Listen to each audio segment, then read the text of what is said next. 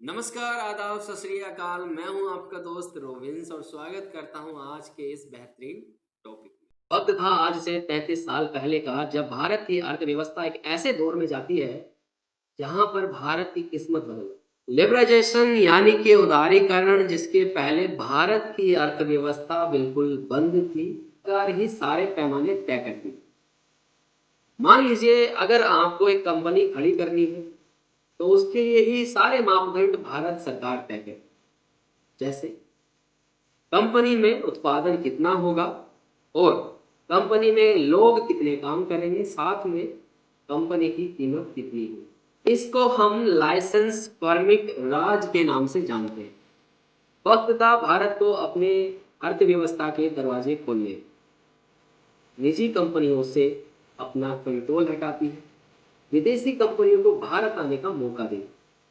वक्त है 24 जुलाई 1991 का, जब वित्त मंत्री थे डॉक्टर मनमोहन सिंह।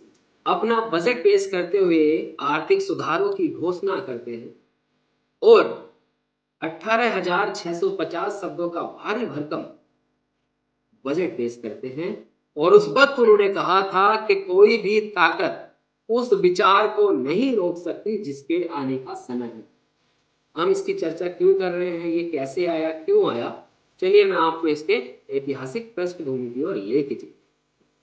दरअसल दोस्तों, आजादी के बाद से ही भारत आर्थिक संकट से जूझता जा रहा था और 90 के दशक तक आते आते भारत एक ऐसे मुहाने पर आकर खड़ा हो गया जहां भारत में कुछ भी स्थिति नहीं।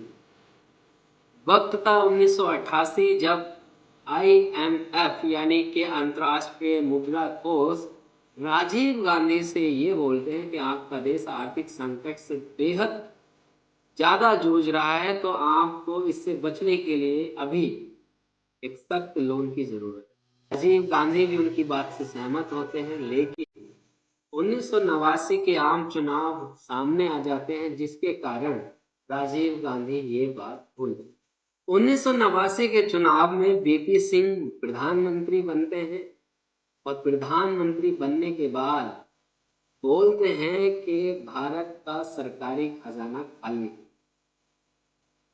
अब ये बात बोलने के बाद उनकी सरकार धीरे धीरे धीरे धीरे गिरती गई।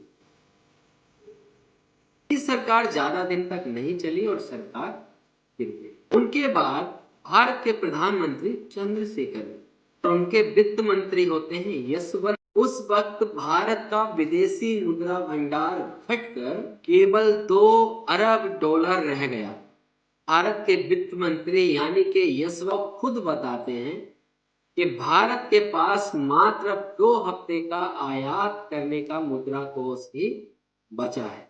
भारत ने कई देशों से कम समय पर 5 अरब डॉलर तक का कर्ज लिया, जिसको चुकाने के लिए भारत को 90 दिन के अंदर अपने आप को डिफॉल्टर होने से भी बचाना।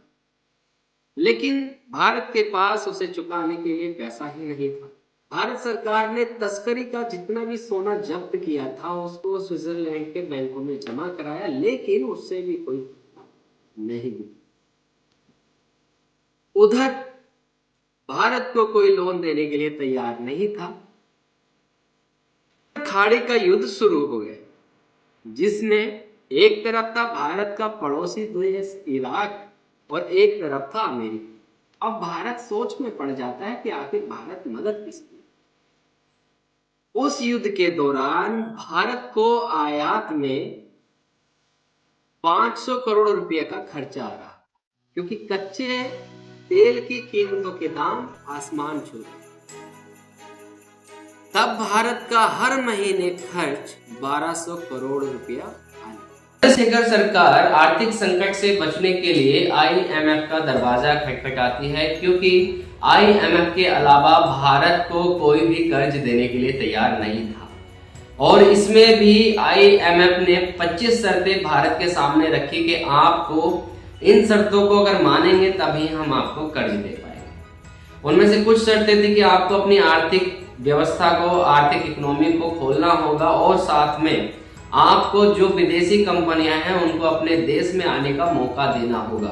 इन सब बातों पर विचार करते चंद्रशेखर, तब तक उनकी सरकार गिर जाती। दोस्तों, राजीव गांधी नरसिम्हा राव को टिकट तो नहीं देते, लेकिन 1991 के आम चुनाव में जब राजीव गांधी अपना प्रचार कर रहे थे तो उनकी हत्या कर दी जाती है।